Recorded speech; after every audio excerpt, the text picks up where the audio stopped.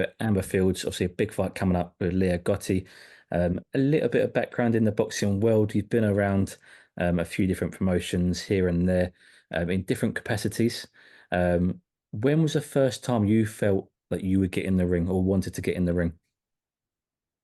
So never really in the ring. It was all street fights as well. I grew up in a small town and my I got jumped when I was really young and my by guys and girls, and my dad was like, I'm gonna show you how to box and defend yourself. And I kind of took that negatively and started just like facing everybody. I think I bought fought two girls at once in high school, two sisters, beat them both. And I always knew I was capable, like what I'm capable of, but that confidence shows. So I feel like people don't really try me, because I'm just like, but looking at, I started in bare knuckle ring girling. I was doing other stuff before that ring girling, but um got to know the fighters, a lot of the female fighters. They're just so tough and beautiful as well. I was like, man, I really want to do this. Interviewing them, I started a podcast and I was interviewing these fighters, and I was like, I really want to be a better interviewer. So I want to start training to kind of see what they have to go through. And that's when I found Elle and Ebony and all the other Paige Van Zant was in bare knuckle. She's one of the first female fighters that I was like, wow, I'm in love. And they kind of created a path for us to do both because I never thought it was possible. Like I never thought that I would be doing this. I always tell people like the sport chose me. I didn't choose the sport because I never was like, "Oh, I want to box." I was like, "I think this could help me in other aspects of my life." And then once I started training, I realized there was this avenue. I reached out to Misfit and other companies, and they're like, just keep training, keep going. And it just kind of happened. And I basically dedicated my whole year into this, like nothing else. Everything else is put on the back burner right now. And yeah, so it's been really exciting. So you mentioned there that you sent a message to Misfit and said, "Listen, I want to get involved. I want to be in there, get these gloves on." And they said to you, "Keep training, we'll see what happens." When did the message come in or the call come into you, and how was it? Yeah, not really, not long after. I just kept posting and kept saying I'm boxing and making it a reality. And they were like, we think we have an opponent for you. So I've known ever since maybe about like 5 or 6 months into my training who I was going to fight. It was just a matter of when, where, how, um, and just continuing to progress in the sport. And how do you feel your progression's gone so far in the gym? Completely 180, especially now that I've been in camp. Well, I was expecting to fight in May and it just kept getting pushed back. So I feel like I've been in camp for a good 4 months. And just my improvement is crazy. I feel like I'm a sponge. And everybody I spar with, and I'm sparring every day.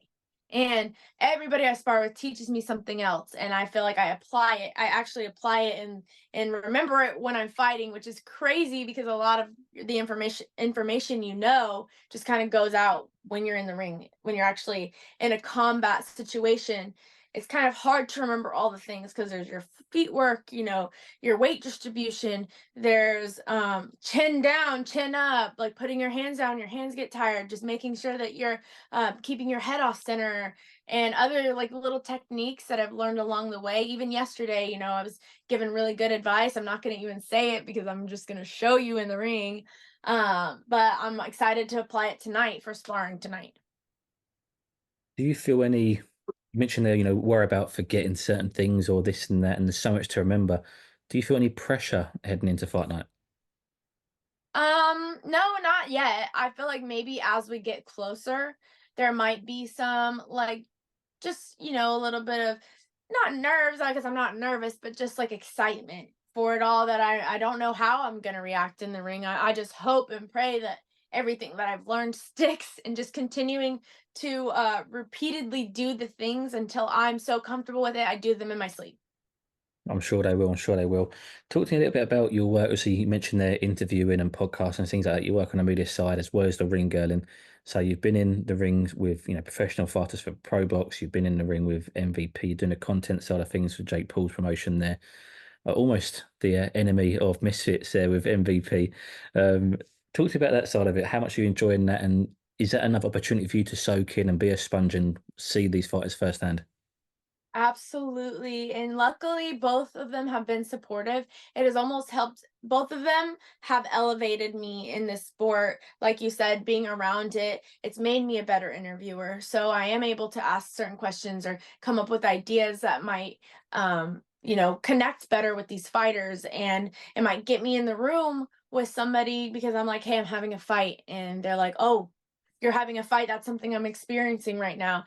And, so luckily both of them have been very supportive, and on Misfits side it helps with promotion because I'm in the ring with, I'm interviewing Mike Perry, I'm interviewing Mike Paul or Jake Paul, and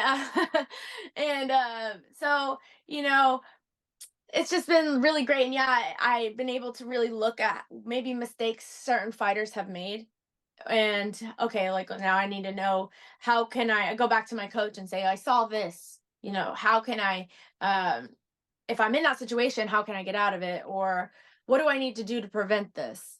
And yeah, also like the advice that I'm getting from everybody, I ask everybody for advice. So especially being with the female fighters in MVP, they've given me really great advice, and I'm excited to apply it. And most of it is just don't be outworked. Like continue doing your road work, continue training, and just don't go out there and say, oh well, I could have been training more or I needed to do this more. Like if I lose, it's literally because it's because I didn't have it in me, not because I didn't train hard enough, not because I didn't take it seriously enough.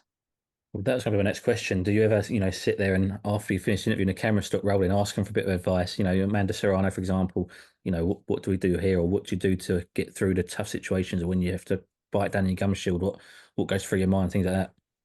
Yeah, absolutely. When I'm off camera, there are certain things about being a woman in a men's sport that necessarily doesn't need to be talked about on camera, but there are things that affect us, that I have questions about that maybe my coach he can answer, but a female fighter that's been in the position can maybe give me a better insight on things. So, like for instance, like these things, like, well, how am I going to control them in the ring? you know, so I got good advice to kind of you can actually tape them up and tape them closer together, so that way whenever you come back, I'm not out here. So that's exciting. I'm actually going to try that tonight. It's like you say about all these different things, and it's always something new. I suppose almost every single day in the gym, isn't it? Yes, always, always like learning my opponent's techniques and how I can remember and apply them. And I just feel like every single day I'm better. It's crazy because I'll look back at videos and I'll be like, oh man, I did this. And then it's like, okay, well now I know. I gotta remember that. I gotta remember that I'm doing that when I throw that punch. Or that just the best advice I got recently was like, go into this and have fun and relax. Don't try to go for that knockout. Don't try to like, just like have a good time in there. Entertain. We're already entertaining people, but obviously I'm gonna come out with the win. But I just got to make sure that I'm not too eager and make a mistake. I mentioned earlier about pressure. Obviously, you've got a big social media presence. You're in the ring interviewing on these big shows with MVP and Jake Paul, and the amount of eyes on the Jake Paul fights alone is insane. Do you think that will help come fight night when you're in the ring under the bright lights yourself? Absolutely. I think being a ring girl and already being in the stage with all these people watching you, cheering you on, is going to help me. In the long run, I think that I'll just be like tunnel vision. I won't even give them a second thought just because it comes so naturally to me. Talking about working with MVP and Jake Paul, obviously Jake Paul recently fought Mike Perry, as you mentioned, a successful event with Jake, and he does get his fair share of abuse and haters in the boxing world. I think that's more so from the hardcore boxing fans who are very, religious to the sport, whereas there's new fans coming into it, and obviously Jake does bring an awful lot of eyes to the sport, and it's a whole new audience, and it's surely got to be a good thing. From your eyes and someone who's involved in it and that side of it, what's your opinion on that?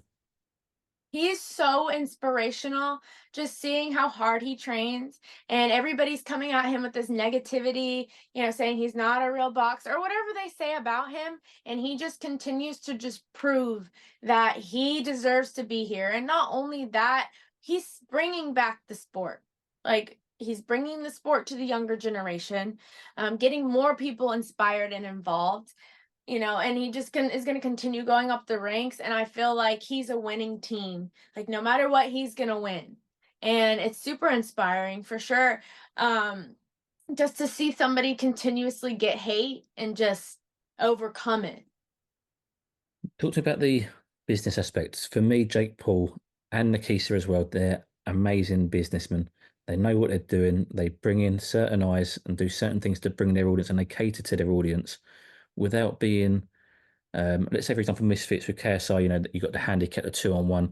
They bring in these, let's call them gimmicks, whereas Jake is legitimately fighting 1-on-1. It's an athlete he's fighting. It's always somebody who's in combat sports. And he seems to be looking to hopefully get onto world rankings and progress to world titles potentially. Do you think firstly that he can get to that level, and does that also inspire you from a business perspective? Yeah, absolutely. MVP is not, I wouldn't even compare the two because you're like you said, they have the professional boxers and that's what they're focused on. And I think that what their goal is to get rid of all of these other titles because somebody can be a title holder in one company and then a title holder in another. And then it's like now you have all these title holders.